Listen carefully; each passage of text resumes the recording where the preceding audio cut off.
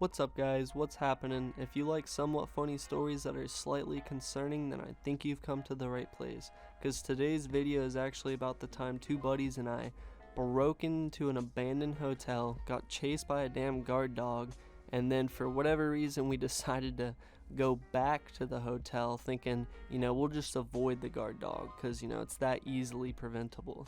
Alright, I'm gonna get straight into telling this one. So I believe this story actually takes place back in like 2015 or 16, because I remember my two buddies and I just couldn't drive. We would just skate or bike everywhere. This was also around the time when the urban exploration trend was just absolutely popping off on YouTube. I remember there was just tons of people exploring abandoned buildings, and of course me and my hooligan buddies were quite intrigued by the idea of breaking into an abandoned building. And who are these hooligan buddies, you might be asking? Well, we have Bug, my best friend since, 5th grade. We've just been friends through thick and thin. And then his buddy Marcus, I was friends with him as well, but he was more so Bug's friend.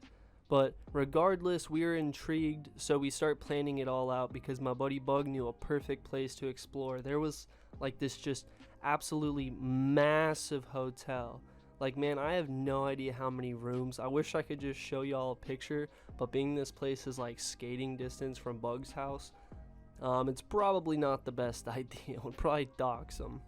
But whenever I say this place was massive, I mean it was huge. There was like three-story buildings just like all over the property that housed like all the hotel rooms, and then there was like a massive pool, a full-size tennis court, two of them, and a big old parking lot to house all the people that used to be in and out of this place. So now that we found the place that we're going to explore, now it's just about getting supplies and planning it out. So I ride my bike like 30 minutes to the Walmart, and I'm getting face masks, gloves, and like a freaking 15,000 lumen flashlight. Like, this thing was so bright that you could probably blind somebody with it. It was nuts. And you might be asking, why the face masks? This was way before coronavirus. Well, I figured if you're gonna be dumb, you might as well try not to get lung cancer from asbestos or something like that. But either way, I biked all the way to Walmart, got all the supplies I needed, and I called Bug up and was like, hey man, I got the supplies, you down to explore this hotel tomorrow? And he's like, yeah man, also Marcus is gonna come, which I was like, alright, that's cool. The more the merrier, because I figure if a crazy homeless man jumps out of a room and tries to shank us with a dirty heroin needle or some shit like that, he'll at least have to have like time to pick a target. And he's probably not that smart.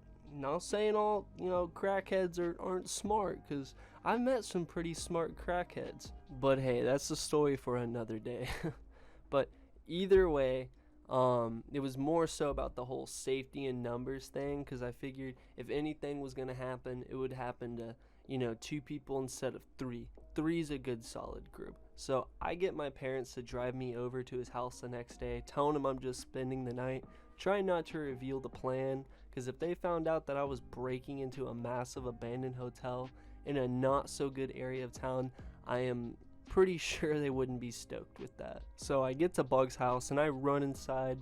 Marcus is already there. I run in the room, open my book bag, and just dump it out. And I'm like, look guys, I got these face masks, gloves, and this like super badass flashlight. And they're like, man, you're taking this pretty serious. And I was like, look, if we're there and a crazy homeless person jumps out and tries to stab us with a heroin needle, or asbestos, that's probably the more preventable thing out of all of this.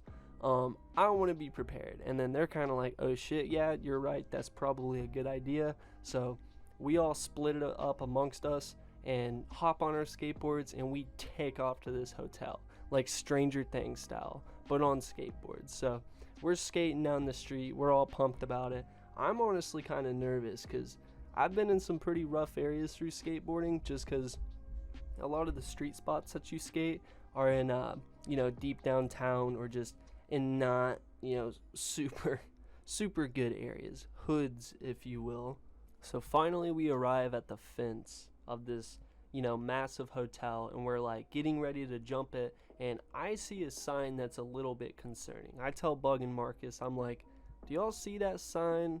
Y'all think that's real? Because this sign says beware of dog. And then there's another one that said like guard dog or something. But, there was holes in parts of this fence near people's yards. So I was like, there's no way a dog is hanging out here. It's not just going to stay here. So, of course, we hop over this fence. And if you're wondering why we hopped the fence instead of climbing through these holes, like I said, the holes were near people's yards and we weren't trying to trespass on like property people actually owned. So we jump this fence and, throw our skateboards over. And we start skating through this massive parking lot. We're like, holy shit, there's tennis courts. This is nuts. We just like can't believe how big this place is. But we skate through the parking lot and we find this perfect stair set. So we start skating this stair set. We're just like, man, this place is really cool. So let's start to explore it. So we start making our way after skating this staircase to the first building. So this building is kind of all the way on the left side of this massive property, and we're looking at the door and we're like, all right, this is it. We're going in here. And then they're braver than I am. I will give them all that credit. They are far braver than I am, because they walk into the building. I'm still outside just taking it all in. There's graffiti. All the windows of this place are practically broken. And out the corner of my eye, just before I enter the building, I see something move. Just something brown kind of walk out from behind the bushes. I'm not even sure if I really see this or if I'm imagining it, but it is a massive dog. And whenever that clicks in my head, I am like, oh shit, this is for real. So I'm like, yo, Bug, Marcus, get out here. We need to run. So they run outside and we just bolt right across the parking lot. I mean, we are full sprint, just running. I think Marcus tripped, like as we were running, he tripped over his own feet or something and just tumbled. He jumped back up. We're running, and then I jump over the fence. Marcus jumps over the fence, and then here comes Bug running full speed. He goes to go jump over it and then clips the fence and just like busts his ass on the other side, practically face plants into the concrete. And we're like, oh shit, that was nuts. And then we turn around and the dog's not there. And Bug and Marcus never saw the dog. So they're like, man, you didn't really see that dog. There wasn't a dog. You're just imagining that shit. And I was like, no, dude, there was a dog. And it was a big fucking dog as well. And whenever it looked at us, it kind of, I don't even know how to explain this face. It didn't seem angry. It just seemed like it was like curious on what we were doing there. And then it started like walking towards me, kind of like not a run, but it was like fixing to run. So that's when we bolted. And before you think that this was some small dog, it was a big old freaking what are they called, pit bull. So I was afraid that thing was just gonna latch down on us. So that was enough adrenaline to where we were like, all right, let's just go skate for a little bit. We'll go home and eat, and then we'll weigh in our options and see if we end up even wanting to go back. So we get home and we just decide that, we'll go back tomorrow. They're saying that maybe this imaginary dog will be gone by then. Deep down, I know for a fact I saw this dog, but I was telling them that, maybe I didn't see a dog. And, they were reassuring me, so I felt pretty damn good. The next day rolls around, we skate over there Stranger Things style. I keep saying Stranger Things, but they definitely biked around. Either way, we get back to this fence. I'm still a little bit nervous, but, they're reassuring me, so I feel pretty good. We jump over the fence, ride over the guard dog sign and the beware of dog, and we skate back over there. We get right up to the entrance of this building, and this time, face masks equipped, gloves on, super, strong flashlight in hand, and we enter this place. We get in, and I'm talking, this place was kind of immaculate on the inside. There was broken glass, but for the most part, it didn't look terrible. The paint was still on the walls, not as much graffiti on the inside as you would think. But the strangest part is each of the rooms were like homeless people homes. Like, I'm talking, like, a lot of these rooms still had mattresses in them, and these homeless people would like decorate the walls, and there was clothes and stuff like that, but there was nobody actually in the rooms. It was weird, but that kind of made me feel even better, because I'm like, if there is a dog here, I did see that dog. Maybe it was a stray, because there's no way that there'd be this many homeless people living here if there was a guard dog that was like attacking people. So all reassured with this kind of newfound bravery, we're walking through this place, looking at all the weird homeless camps that they had set up in here. Surprisingly, this might be a spoiler for the rest of the story, but we didn't actually bump into a homeless person. There was a lot of stuff there, but just no homeless people to be seen. So we're walking through this place, we're checking out the rooms, we're posting on our Snapchat stories. I wish I had these saved, but it was on my old account. I do have proof we went to this place, and maybe in the future I will show it, but for right now, I'm gonna try not to dox myself. But at this point, we had kind of explored this whole part of at least this building, and we get to this huge double door, and it had some weird stuff on it. It was this weird brown paint. Now, to be honest, this could have been like dried blood or something. It looked weird. It was like shit color.